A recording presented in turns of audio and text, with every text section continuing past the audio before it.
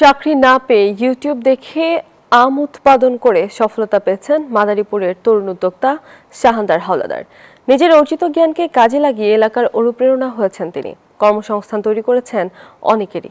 মেলার রিজভির তথ্য চিত্রে ডেস্ক রিপোর্ট।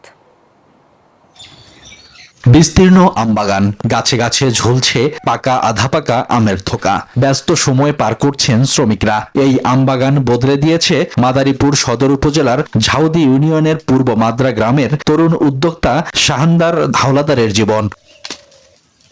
বসুন্ধরা টিস্যু, অশুদ্ধতার বিরুদ্ধে এক বিন্দুও ছাড় নয়। 2015 সালে পড়াশোনা শেষ করে চাকরির পেছনে ছুটে ব্যর্থ হন। হতাশ না হয়ে খুঁজতে থাকেন বিকল্প আয়ের পথ। যেই ভাবনা সেই কাজ।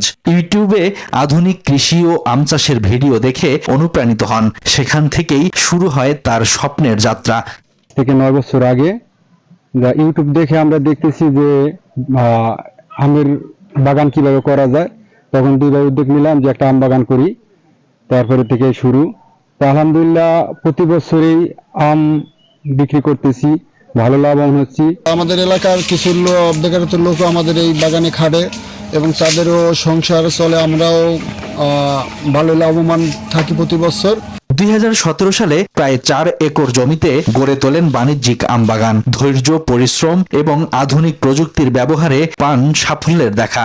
বর্তমানে তার বাগানে উৎপাদন হচ্ছে নানা জাতের আম। কর্মসংস্থান হয়েছে অনেকের। আমরা অনেক দিন বাগানে কাম করি, আমরা আল্লাহ ভালো চালায়, ইনকাম ভালো হয়, মালিকেরও পয়সা হয়, আমার সংসারিত চলে যায়। আমরাও খাই আর মাইসের আমরা নিয়ে দিই, আমাদেরও অনেক অর্ডার আহে। কৃষি বিভাগের মতে চলতি বছর মাদারীপুর জেলায় 357 হেক্টর জমিতে আমের উৎপাদন হয়েছে। লক্ষ্যমাত্রা নির্ধারণ করা হয়েছে 24,234 metric ton. Desk report, news 24।